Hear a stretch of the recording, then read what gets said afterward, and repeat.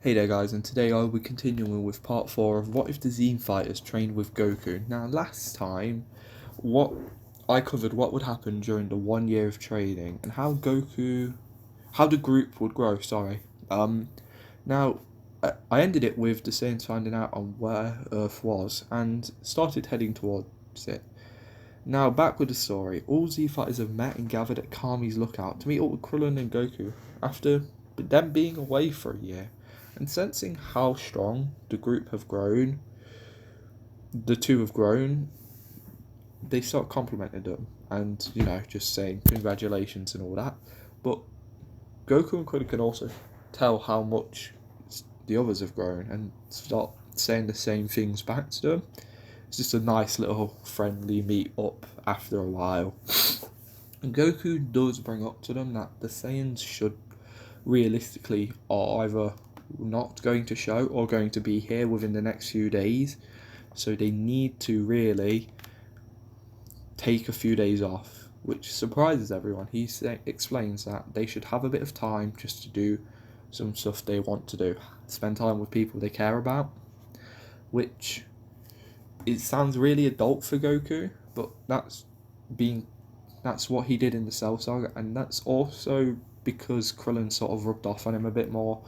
He knows a bit better. And everyone does agree to this, but Goku does say he's going to go spend time with Chi-Chi and Gohan, which does upset Krillin as he wishes he also had a family to go back to. And he wants to start a family, but he obviously can't right now without a spouse. Which makes him think back to Princess Snake and how maybe he wants to bring her to Earth. But he knows he shouldn't play with the Dragon Balls right now, as they might need them for the Saiyan Saga. Just before Goku flies away, he turns to Krillin and asks if he wants to come with him to spend the day with Chi-Chi and Gohan and him, which Krillin's really happy to hear, as it was that'll spend time with Master Roshi. As much as he loves Master Roshi, Goku's his brother at the end of the day. Now, I'd say it would take the Saiyans maybe a little bit over a day to arrive, and during this time, Goku, Krillin, Chi-Chi, and Gohan just have fun. Chi-Chi's happy to see Goku and not angry, as she got told he was going to be away and got explained to why. So she has no anger towards him at the minute, and Gohan's just happy to see his dad and his uncle, sort of. Now, after a night's rest, East City is destroyed. Now, everyone can sense this high power level that just appeared. There's two of them, even, and this immediately grabs the attention of all the Z Fighters. Goku and Krillin drop what they're doing and just begin to fly towards it. Now, everyone's heading towards the city, and Vegeta's trying to figure out why that was so easy. He just blew up the city with no real resilience. After all, he does think Raditz was training people to fight him on this planet. So this time he wanted to prove why he's the prince, and he was the one who blew up the city this time, not Nappa. However, anyone who survived, he has let Nappa go and kill. He's been a bit more ruthless this time. He's not here for Dragon Balls, he's here for his own pride.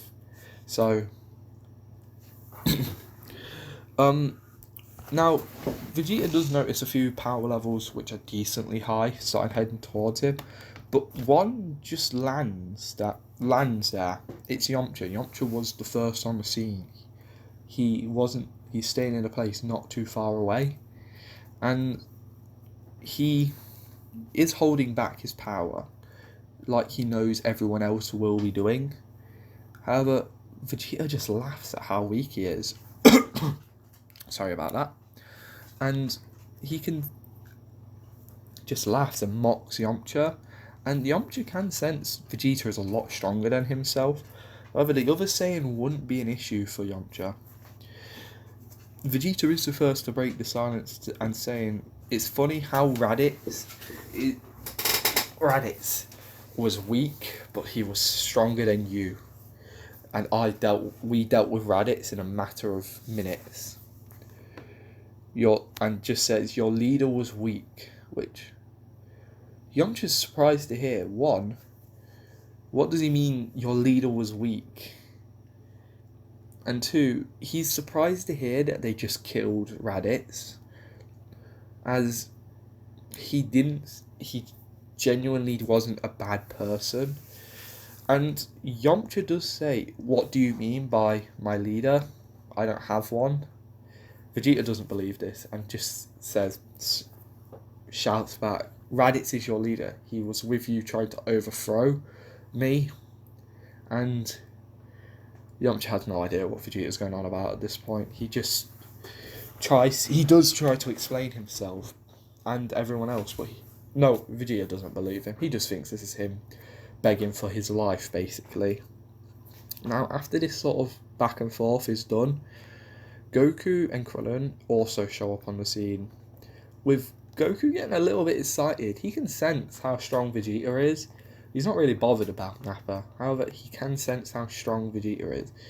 And Vegeta does notice this person looks a lot like a Saiyan.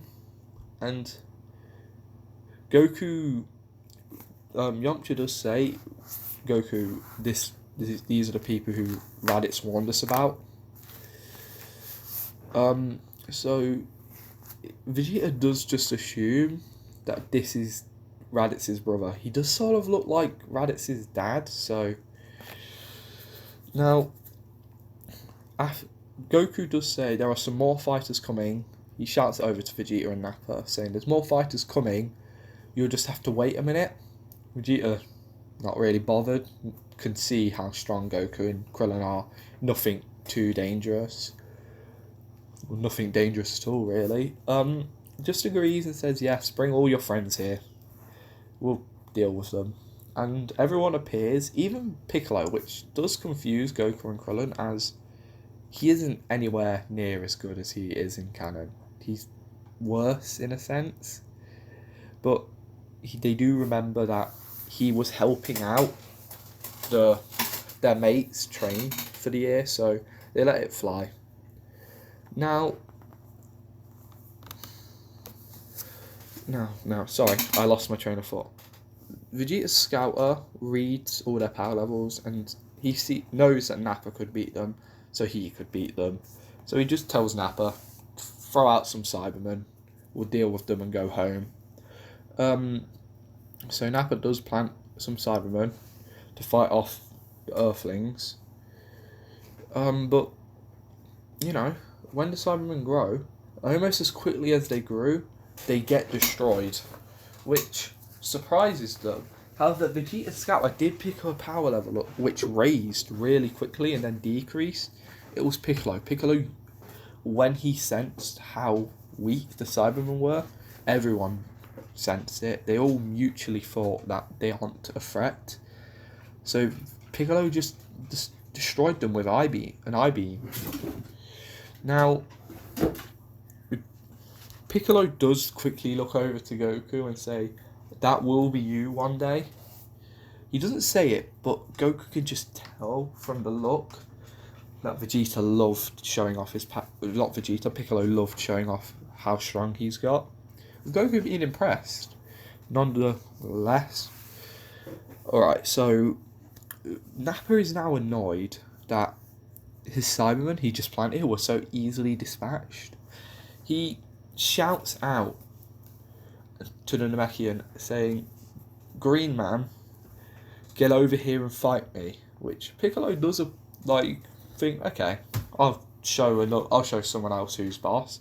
And as he begins taking off his weight, Tien walks out in front and says, "I'll handle the big Saiyan if that's alright." And everyone responding faster than Piccolo can say out. This just means Tien walks out further. Tien isn't looking for Piccolo's permission. But as he walks out, Nappa is annoyed that he doesn't get to fight the Namekian, but so he'll just make quick work of this Earthling, show him who the strongest bald man is. Now, when they get close enough, Nappa, without warning, just smacks down his hand like a hammer arm, like he did to take off Tien's arm in canon. But Tien just catches it. Of course, when he caught it, the power of the punch made Tien push down, making a crater where Tien stood. And I'm just going to put this out there quickly. Nappa's power level is a bit weird to look at because some places say it's 4,000, some places say it's 6,000. And he did stand his own with Goku, so I'm just going to put him at 5,000 in the middle of both and just call it there. Now, sorry, I just wanted to quickly get that out. Now, after Tien's caught it, Nappa is trying to break free from Tien's grasp, but Tien just looks up into Nappa's eyes and begins punching him very fastly, repeatedly, and just not giving Nappa an inch. And this is doing a lot of damage to Nappa, to the point where he falls down onto his knees in pain. And at this point, Tien does release his grip, but that's just before he kicks Nappa across the battlefield and knocking him out temporarily. Vegeta is just... It's finally clicked in Vegeta's head what happens. The humans are suppressing their energy. He got a good read on that Earthling's power. It was 9,700-ish. He doesn't need to worry about that. And if they're all about that strong, he's fine. That's all he's got to go off, that much. That's how strong they are in general. Now, Nappa isn't killed by Vegeta, as Vegeta was more concentrated on figuring out why Nappa lost against someone so weak. But that just means he's left there unconscious. And Vegeta then shouts out to Goku saying, we will fight. The Saiyan elites will show why we are elite and you are just a low-class warrior, much like your brother was. Which annoys Goku because he knew his brother for a short time, but knew he didn't deserve the title of low-class warrior. Neither did anyone. Everyone should be equal, as long as they are willing to train to get to the point. Now, they both walk out into the middle with no one really arguing with Goku going out to fight Vegeta. Vegeta is a lot stronger than most of them there. But the only one who could probably go out as well is Krillin. But Krillin knows Goku will want this fight, and Krillin isn't too bothered about it.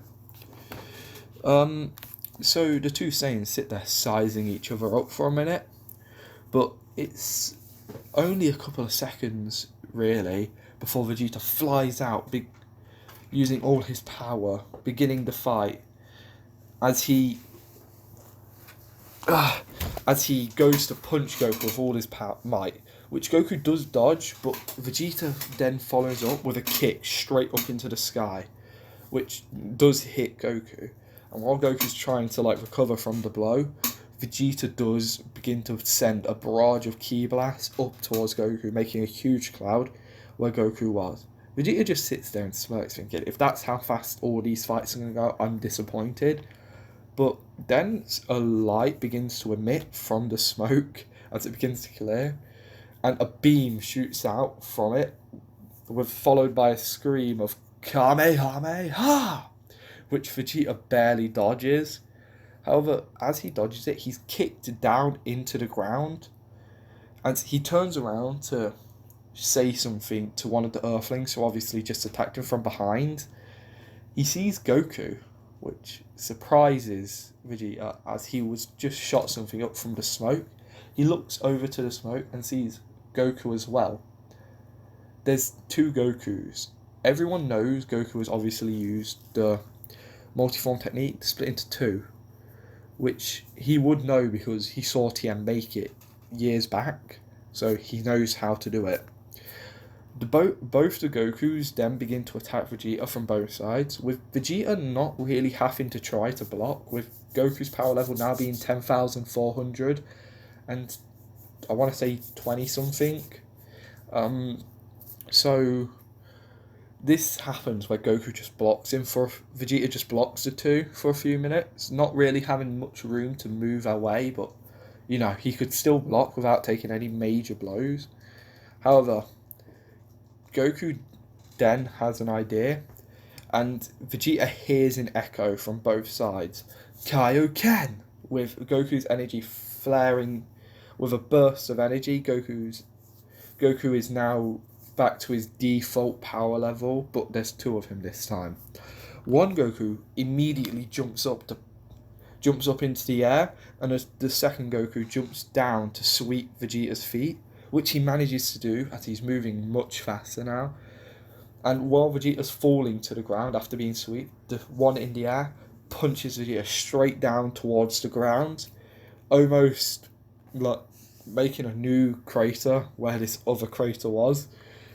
Now, while Vegeta's down, both Gokus look at each other, jump back, and begin charging up a Kamehameha and aim towards each other.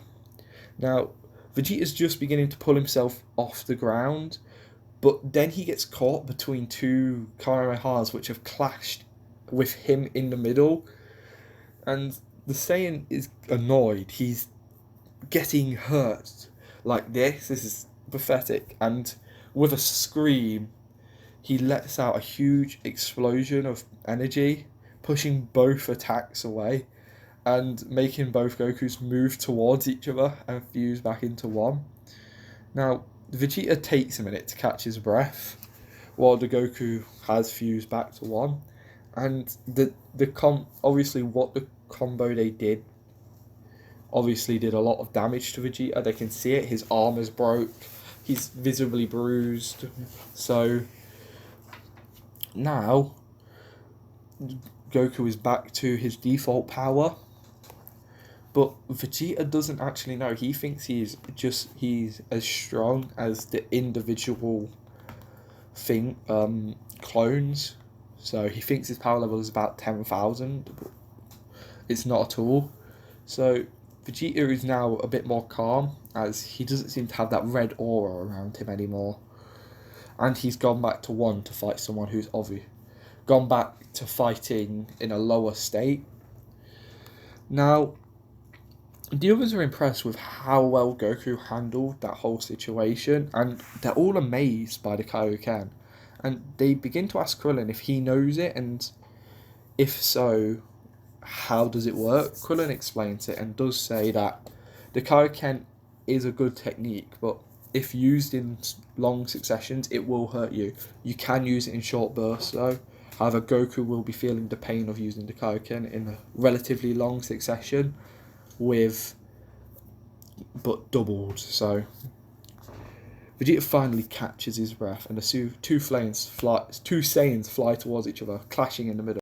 Hey, sorry about this random bit here, but the story actually went on for too long. I've had to nearly half how long it goes on for, so this little bit at the end is just going to be an outro, and the second part of this part will be out shortly, and then I do have another part nearly ready to go, just need to finish it up a little bit, and then I'm good. So I hope you all have a good day or night, and I hope you enjoyed this part so far.